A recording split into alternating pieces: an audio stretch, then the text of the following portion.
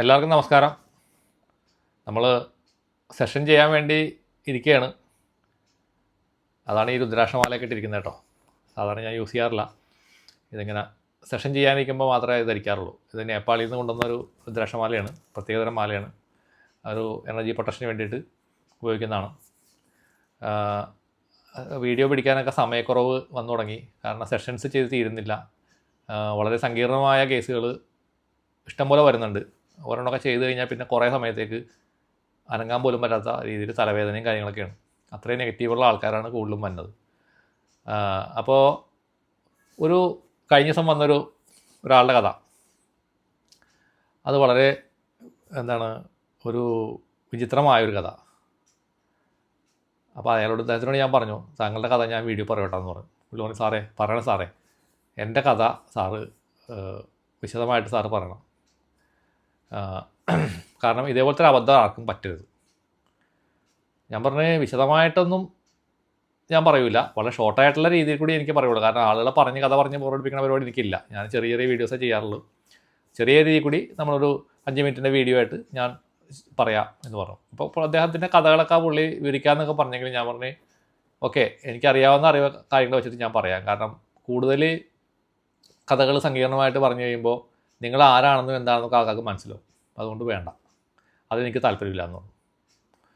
അപ്പോൾ കഥ പോകുന്നതെന്ന് വെച്ച് കഴിഞ്ഞാൽ, ഇയാൾ ഒരു IT കമ്പനിയിലെ നല്ല ഉദ്യോഗസ്ഥൻ. അയാൾ കല്യാണം കഴിച്ചു. അയാളുടെ ഭാര്യ ഒരു MBBS കാരത്തി, ഡോക്ടറാണ്. അപ്പോൾ ഇയാളുടെ അമ്മയും മാത്രമേ ഉള്ളൂ കുടുംബത്തിൽ. ഇയാൾക്ക് നല്ല സാലറി, അത്യാവശ്യം നല്ല തിരക്കുള്ളതൊരു കുടുംബം, നല്ലൊരു മനുഷ്യൻ. എനിക്ക് എന്നെ അട്രാക്ട് ചെയ്തത് അയാളൊരു നിഷ്കളങ്കനായ ഒരു മനുഷ്യനാണെന്നുള്ളതാണ്. അങ്ങനത്തെ മനുഷ്യന്മാരെ ഈ ലോകത്ത് ഉണ്ടാകുന്ന എനിക്ക് സംശയമുണ്ട്. കാരണം വളരെ നല്ലൊരു മനുഷ്യൻ, ഒരു പാവത്താൻ, ഒറ്റ വാക്കി പറഞ്ഞാൽ. അപ്പോൾ അയാൾ കരയായിരുന്നു ഇതൊക്കെ പറയുന്ന സമയത്ത്. അപ്പോൾ എനിക്ക് ഭയങ്കര ഒരു ഇതായി. കാരണം ഞാൻ എമോഷണലി ഞാൻ അങ്ങനെ ഇതാവുന്ന ആളല്ലെങ്കിലും കണ്ടപ്പോൾ എനിക്ക് കുറച്ച് നേരം ഞാൻ ഇരുന്നു. കാരണം ഒരു പാവ മനുഷ്യൻ്റെ ഒരു അവസ്ഥ. അപ്പോൾ ഇദ്ദേഹം കല്യാണം കഴിഞ്ഞ് കഴിഞ്ഞപ്പോഴേക്കും ഈ ഭാര്യ ഇത്തിരി കാണാനൊക്കെ നല്ല ഭംഗിയുള്ളൊരു സ്ത്രീയാണ്. എൻ്റെ ഫോട്ടോ ഒക്കെ എനിക്ക് അയച്ചു തന്നു. നല്ലൊരു കാണാൻ തിരക്കുള്ള, ഇയാൾ നല്ല മിടുക്കനാണ് കാണാനായിട്ട്. അങ്ങനെ അയാൾ പറഞ്ഞു, നമുക്ക് MDക്ക് പഠിക്കാൻ പോകാമെന്ന് പറഞ്ഞിട്ട് കല്യാണത്തിന് ശേഷം ഒരു കുട്ടിയൊക്കെ ആയി. അപ്പോൾ പഠിക്കാനായിട്ട് ഇയാൾ തന്നെ പൈസ ചിലവാക്കിയിട്ട് അഡ്മിഷൻ എടുത്തു ചേർത്തു. അപ്പോൾ അദ്ദേഹം ഇതുപോലെ എല്ലാ ആഴ്ചയിലും 500-600 കിലോമീറ്റർ ഇയാൾ വണ്ടി ഓടിക്കും, ഈ ഭാര്യനെ കൊണ്ടുവന്നാക്കി തിരിച്ചു വരാനായിട്ട്. അത്രയും ദൂരത്തിലാണ് കോളേജ് ഇരിക്കുന്നത്. എല്ലാ ആഴ്ചയിലും വീക്കിലി പോയി തിരിച്ചു കൊണ്ടുവരും. ശനിയാഴ്ച വന്നിട്ട് ഞായറാഴ്ച വൈകുന്നേരം കൊണ്ടുവന്നാക്കി കൊടുക്കും. അങ്ങനെ വളരെ കെയറിങ് ആയിട്ട് നല്ല ഫുൾ ചിലവും ഇദ്ദേഹം തന്നെയാണ്. അതിനുള്ള ചിലവുകൾ മുഴുവനും ഇയാൾ കടമൊക്കെ വാങ്ങി, ഇയാൾ പൈസ എല്ലാം അടച്ച് ഭാര്യനെ പഠിപ്പിച്ച് അവിടെ നിന്ന് അത് പാസ്സായി ഇറങ്ങി വന്നു കഴിഞ്ഞിട്ട് പിന്നെ പയ്യെ ഒരു കുട്ടിയുണ്ട്. പയ്യെ പറഞ്ഞു, അതേ നമ്മൾ തമ്മിൽ ശരിയാവില്ല, എനിക്ക് എൻ്റേതായ രീതിയിൽ കൂടി ഞാൻ പോവുകയാണ് എന്ന് പറഞ്ഞപ്പോൾ ഇയാൾ കിടുങ്ങി പോവുകയാണ്. കാരണം അയാൾ ഒരിക്കലും പ്രതീക്ഷിക്കാത്ത കാര്യമല്ലേ ഇങ്ങനെ സംഭവിക്കുന്നത്. അങ്ങനെ കൊച്ചിനെയും കൊണ്ട് പോവുകയാണ്. അപ്പോൾ എന്താണ് സംഭവം എന്ന് വെച്ച് കഴിഞ്ഞാൽ, ഈ പെണ്ണിന് വേറെ ഒരു കൂടെ പഠിച്ചിരുന്ന ഡോക്ടറായിട്ടൊരു ബന്ധം വന്നു. കാരണം അപ്പോൾ ആ പെണ്ണിന് ഒരു MD അല്ലെങ്കിൽ ഡോക്ടറൊക്കെ ആയിക്കഴിഞ്ഞപ്പോഴേക്കും അതേ ലെവലിലുള്ള അതേ കോഴ്സിന് പഠിക്കുന്ന ഡോക്ടർ. അപ്പോൾ 2 MD ഉള്ള ഡോക്ടർമാർ, അല്ലെങ്കിൽ ആ പ്രൊഫഷണലായിട്ട് 2 ആൾക്കാർ. അപ്പോൾ ഇയാളെ വേണ്ട. ഇയാൾ പാവം കഷ്ടപ്പെട്ട് അധ്വാനിച്ചുണ്ടാക്കിയ പൈസയും അയാളുടെ സ്നേഹവും അയാളുടെ കെയറിങ്ങും എല്ലാം വേസ്റ്റായിപ്പോയി.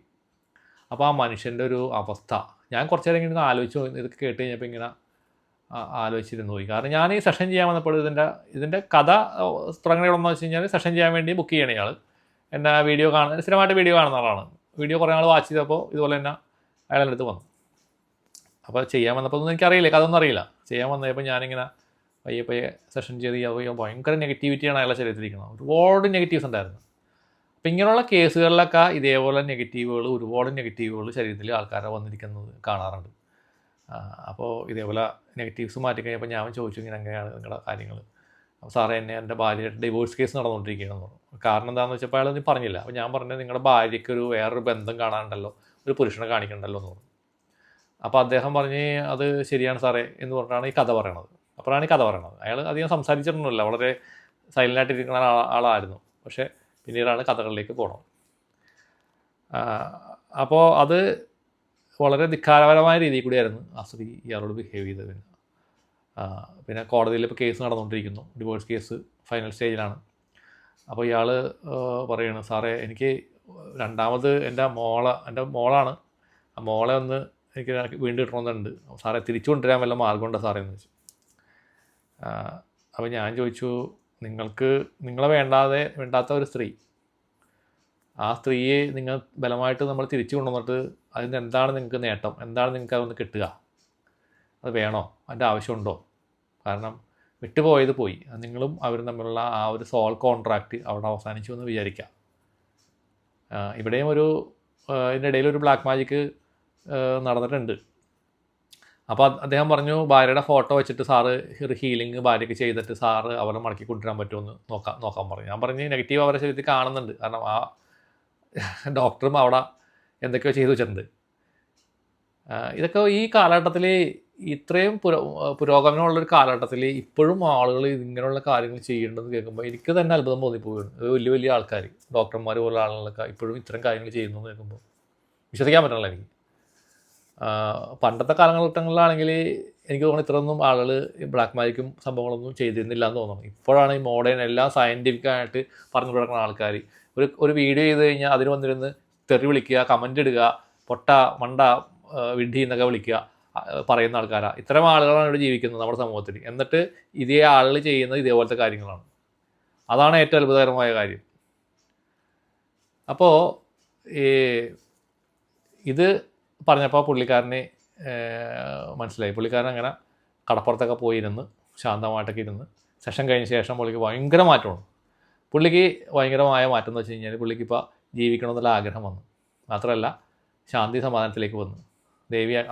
ദേവി ഫുള്ളായിട്ട് പുള്ളിയുടെ മൈൻഡ് ശുദ്ധീകരിച്ച് കൊടുത്തു, ചക്രാസ് എല്ലാം ക്ലീൻ ചെയ്ത് കൊടുത്തു. അത് കഴിഞ്ഞപ്പോൾ പിറ്റേ ദിവസം 2 ദിവസം കഴിഞ്ഞപ്പോൾ, സാറേ എനിക്ക് നല്ല മാറ്റമുണ്ട് സാറേ, ഞാനത് ഉൾക്കൊള്ളുന്നു, ഭാര്യ വഴിക്ക് പോയിക്കോട്ടെ, കുഴപ്പമില്ല സാറേ എന്ന് പറഞ്ഞു. അപ്പോൾ എൻ്റെ അമ്മയ്ക്ക് സാറിനോട് സംസാരിക്കണം എന്ന് പറഞ്ഞു. ഞാൻ പറഞ്ഞു, ഞാനെന്താ സംസാരിക്കാമല്ലോ, കുഴപ്പമില്ല. അങ്ങനെ അമ്മ വിളിച്ചു, എന്നെ വിളിച്ചിട്ട് ഞങ്ങളൊരു 10-15 മിനിറ്റ് സംസാരിച്ചു. അപ്പോൾ അമ്മയ്ക്കും ഭയങ്കര ശാന്തി സമാധാനം അതിലൂടെ കൊടുക്കാനായിട്ട് എനിക്ക് സാധിക്കും. എൻ്റെ വാക്കുകളിലൂടെ ഒരു പുതിയ പ്രതീക്ഷയിലേക്ക് ഞാൻ കൊണ്ടുപോയി. കാരണം പ്രതീക്ഷ മാത്രമല്ല, അത് സംഭവിക്കും, ദൈവം പറയുന്നുണ്ട്. ഞാൻ പേടിക്കണ്ട, അതേതായാലും ആ ഒരു കാര്യം നമ്മളെ ചതിച്ചു പോയ ഒരാളല്ലേ, തേച്ച് പോയ ഒരാളല്ലേ, അത് പോട്ടെ, വിട്ടേക്ക്. പിന്നെ മകളൊരു ഇൻഡിപെൻഡൻറ്റ് സോളായിട്ട് നിങ്ങൾ കണ്ടാൽ മതി, അത് അതിൻ്റെ വഴിക്ക് ജീവിച്ചോളൂ, കൂടുതൽ നിങ്ങൾ ബോധർ ചെയ്യേണ്ട ആവശ്യമില്ല. അല്ല, ഇവരുടെ പൈസ കംപ്ലീറ്റ് പോയി, ഒന്നും കിട്ടിയില്ല. അതായത് ഇവർ ചിലവ് ചെയ്ത പൈസ എല്ലാം പോയി, ഒന്നുമില്ല. പക്ഷേ പുതിയൊരു ഷിഫ്റ്റിലേക്ക് നിങ്ങളുടെ മകൻ പോകും, പുതിയൊരു നല്ലൊരു പെൺകുട്ടി കടന്നു വരും, ജീവിതം അവസാനിച്ചിട്ടില്ല. ഇയാൾക്ക് 40 വയസ്സേ പ്രായമുള്ളൂ. നല്ല ഇതേപോലെ സമാനമായ കഷ്ടപ്പാട് അനുഭവിക്കുന്ന ഒരു പെൺകുട്ടി അയാളുടെ ജീവിതത്തിലേക്ക് കടന്നു വരും. അതൊരു ജീവിതം കൊടുക്കാനും രണ്ടുപേർക്കും ഒന്നിച്ചു പോകാനായിട്ട് സാധിക്കും. ആ ദേവിനൊക്കെ കാണിച്ചു തന്നു, കല്യാണം നടക്കും, പേടിക്കണ്ട, ധൈര്യമായിട്ടിരുന്നോളൂ. അപ്പോഴാണ് അയാൾക്ക് ജീവൻ വേണത്. അപ്പോൾ അമ്മയ്ക്ക് സന്തോഷമായി. അപ്പോൾ ഇന്നലെ എനിക്ക് മെസ്സേജ് ഉണ്ടായി, സാറേ എൻ്റെ കാര്യങ്ങൾ വീഡിയോയിൽ പറയണം സാറേ, ഇതുപോലെ ആളുകൾ ചതിക്കപ്പെടരുത്. അപ്പോൾ വീഡിയോ ഞാൻ ചെയ്യാൻ വേണ്ടിയിട്ട് 2 ദിവസമായി ഇരിക്കുന്നത്. പക്ഷേ ഈ സെഷൻസ് ചെയ്ത് തീരാത്തതുകൊണ്ട് വീഡിയോ പിടുത്തം ഇപ്പോൾ വലിയൊരു പ്രശ്നമായിട്ട് ഇരിക്കുകയാണ്. അപ്പോൾ അതുകൊണ്ട് ഇപ്പോൾ സെഷൻ ചെയ്യാൻ വേണ്ടി ഇരിക്കുകയാണ് ഞാനിപ്പോൾ. പക്ഷേ അതിൻ്റെ ഇടയിലാണ് ഞാൻ വീഡിയോ പിടിക്കുന്നത്. കിട്ടിയ ഒരു ഗ്യാപ്പിൽ, കാരണം ഒരു വർക്ക് കഴിഞ്ഞപ്പോൾ ഭയങ്കരമായിട്ട് ഞാൻ ടയേർഡായിട്ട് ഈ സമയത്ത് ഇനി വർക്ക് ചെയ്യാൻ പറ്റില്ല. എനർജി വീണ്ടും പഴയ പോലെ ആയെങ്കിൽ മാത്രമേ എനിക്കത് അടുത്ത സെഷനിലോട്ട് പോകാൻ പറ്റൂ. അപ്പോൾ ആ ഗ്യാപ്പിൽ ഞാൻ വിചാരിച്ചു, എന്നാൽ പിന്നെ ഒരു വീഡിയോ പിടിക്കാം. അപ്പോൾ ഇദ്ദേഹത്തിൻ്റെ കഥ പറയാമെന്ന് വിചാരിച്ചു. അങ്ങനെയാണ് ഈ വീഡിയോ പിടിക്കുന്നത്. അപ്പോൾ ഇതൊക്കെ നിങ്ങൾക്കൊരു എക്സ്പീരിയൻസിന് വേണ്ടിയിട്ടാണ് ഇത് പറയുന്നത്. നമ്മളുടെ ഹീലിങ്ങിൻ്റെ മഹത്വത്തെപ്പറ്റി പറയാനൊന്നും വേണ്ടിയിട്ടല്ല. ഇതൊക്കെ നിങ്ങൾക്കൊരു ചൂണ്ടുപലകയാണ്. നിങ്ങൾക്ക് ഇങ്ങനെയൊക്കെ സംഭവങ്ങൾ ഉണ്ടാവുന്നുണ്ട് എന്നുള്ളത് മനസ്സിലാക്കാൻ വേണ്ടിയിട്ടാണ് ഈ വീഡിയോ. എല്ലാവർക്കും എല്ലാ നന്മകളും ദേവി ഉണ്ടാക്കട്ടെ എന്ന് ഞാൻ പ്രാർത്ഥിക്കുന്നു. നന്ദി, നമസ്കാരം.